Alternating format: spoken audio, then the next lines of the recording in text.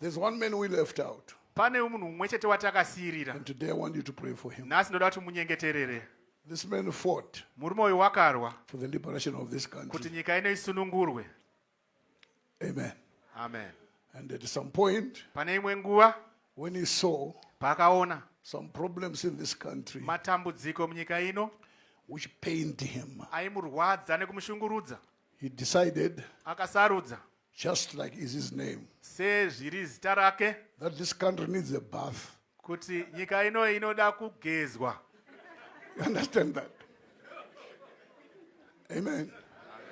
Deep in the heart of that man Mukatikati memwoyo wemurume yeye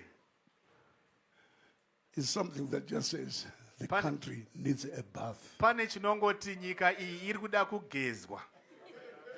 That's why his name is Geza. Saka iye anonzi Geza. And today, Comrade Geza, Nhasi Comrade Geza, we want you to know toda kuti muzive we appreciate all your sacrifices you did for our nation. tinoyemura zvose zvamakaitira nyika yedu. And we appreciate the desires Tinotenda zvido zvenyu zvakanaka that you have, zvamunazvo, that the wrongs kuti zvakashata and the things that are negative nezvinhu zvisina kumira zvakanaka may be righted zvigadziriswe in our nation. munyika yedu. Amen. Amen. Hallelujah. Amen. But we are going to pray for you, Comrade Geza, Tinoda kukunamatirai Comrade Geza, because there is something nokuti pane chimwe chinhu in the Word of God called the way of peace. chinonzi mushoko raMwari nzira yerugare. The way of peace. Nzira yerugare. Say hallelujah. Hallelujah. There are some people Pane vamwe vanhu described in the book of Romans. vanotsanangurwa mubhuku revaroma They don't know the way of peace. havazive nzira yerugare. They think everything Vanongoti zvinhu zvose must just be, settled by destruction. zvinofanira kugadziriswa nemhirizhonga nekuparadza. Somebody say hallelujah. Hallelujah. Say thank you, Jesus. Thank you, Jesus. One day I had one man of God Rimwe ziva ndakanzwa mumwe muranda waMwari speaking to the comrades. achitaura kumakomrade. And he said, comrades, Akati, makomrade, you have fought makarwa and you have put food before us. mukaisa chikafu pamberi pedu. And food Chikafu is not eaten with axes and spears. hachidyiwi nematemo nemakano. Hallelujah. Amen. You use peaceful instruments. Tinoshandisa zvinhu zverunyararo nerugare. It is time for peace Yava nguva in the yerunyararo nation of Zimbabwe. munyika yeZimbabwe. And Comrade Geza, Comrade Geza, we bless you, we pray for you. tinokuropafadzai, tinokunyengetererai, Thank God for the contributions you have done to this nation. tinokutendai nechikamu chenyu chamakaitira nyika ino, But we pray for you asi tinokunyengetererai that you may find the way of peace. kuti muwane nzira yerugare. If we begin bombing one another, Mukatanga kukandirana mabhomba,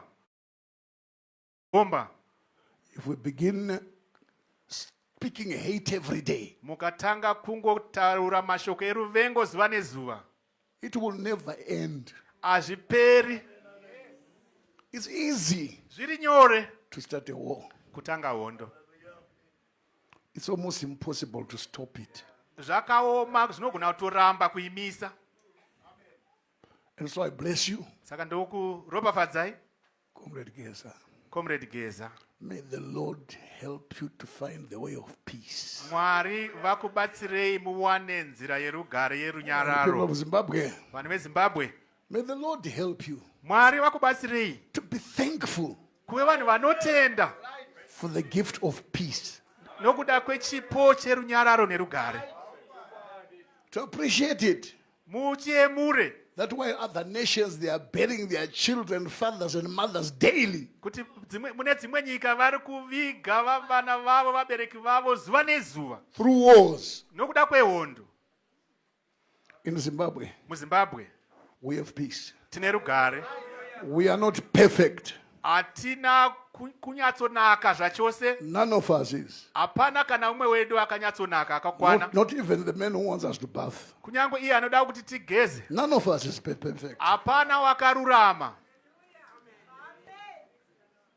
But if we solve our problems Asi tikagadzirisa matambudziko edu with hate, neruvengo and violence, nekurwa, which always bears tit for tat, zvinoti kana wakanda ndokudzoserawo chematsenganzungu, an eye for an eye, kana wabvisa ziso rangu ndobvisawo rako, which makes the whole world blind. zvoita kuti nyika yose ipofomare.